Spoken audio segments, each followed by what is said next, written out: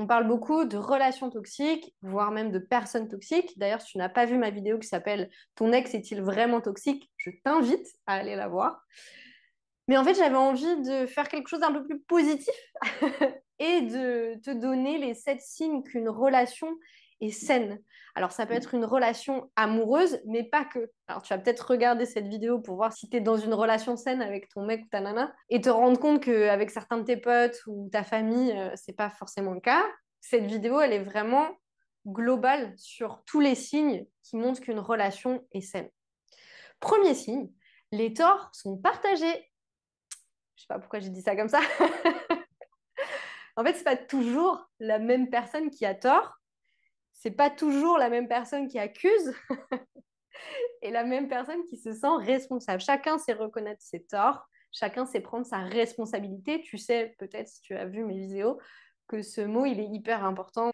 Deuxième signe que ta relation est saine, vous n'êtes pas d'accord. Parce qu'en fait, être toujours d'accord avec l'autre, c'est probablement un peu suspect.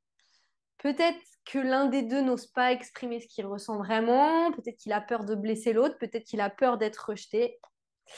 Donc c'est plutôt sain, en fait, de ne pas être d'accord. Et c'est bien d'en parler. Le but, c'est pas de convaincre l'autre qu'on a raison. Le but, c'est d'exposer son ressenti et aussi de recevoir le ressenti de l'autre. Tout ça dans une communication qui se fait dans un respect mutuel, évidemment. Troisième signe, tu n'as pas peur d'être toi-même et d'être vulnérable avec cette personne. Parce que être toi-même, oui, probablement que ça veut dire être vulnérable. C'est faire tomber un peu les masques et exposer nos blessures, exposer nos traumas, parce que l'espace est suffisamment safe et tu te sens suffisamment en confiance pour te montrer tel que tu es vraiment. Et ça, c'est beau, c'est très beau. Félicitations si tu as ça dans ta relation, c'est très cool. Quatrième point, ça c'est un point hyper important parce que souvent dans les relations, quelles qu'elles soient, quand on manque un peu d'estime de soi, on a tendance à faire gaffe au ressenti de l'autre, parfois même à anticiper, combler ses besoins, et on oublie ce qu'on ressent. Or, ce qu'on ressent dans une relation, c'est notre boussole, vraiment, sur est-ce que la relation est saine ou est-ce qu'elle ne l'est pas. Si tu te sens un peu angoissé, si tu as peur de ses réactions, si tu as peur de le mettre en colère, de le froisser, de le blesser, si tu as peur que la personne s'emporte, qu'elle t'accuse, qu'elle te culpabilise, c'est pas hyper bon signe. Donc, si tu te sens serein, sereine quand la personne est avec toi, c'est très, très, très bon signe.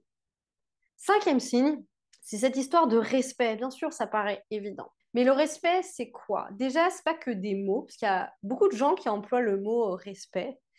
Et parfois, on ne sait pas trop ce qu'ils mettent derrière, vu les comportements. Euh, et aussi, le respect, c'est pas que l'absence de violence. Bien sûr, c'est l'absence de violence physique, verbale, émotionnelle, hein, tout ce qui est culpabilisation, etc. Chantage affectif, tout ça. Mais c'est aussi de sentir que la personne, elle te respecte. Elle respecte ton corps, elle respecte ce que tu ressens, elle respecte tes mots, même si elle n'est pas d'accord avec toi. Elle respecte ses engagements aussi vis-à-vis de toi. C'est tout ça le respect. Sixième point, vous êtes heureux l'un pour l'autre. J'ai appris un mot il n'y a pas très longtemps. Je pense que ce mot est extraordinaire. C'est la compersion. La compersion, c'est quand on est content pour l'autre. On est content de son bonheur.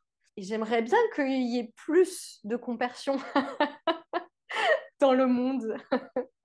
Que les gens soient plus contents pour les gens qui sont contents. Ça ferait plus de gens contents. Enfin bon, t'as compris. Donc vous êtes heureux l'un pour l'autre, même quand vous n'êtes pas ensemble. C'est-à-dire que la personne va être heureuse pour toi de ce que tu vis, de tes réussites, de tes petits bonheurs, de tes joies, etc. C'est pas quelqu'un qui va te culpabiliser, jouer les victimes en disant moi je suis tout seul dans mon coin pendant que toi tu t'amuses, etc. Petite parenthèse, ce n'est pas une preuve d'amour si la personne elle se sent mal quand toi t'es pas là.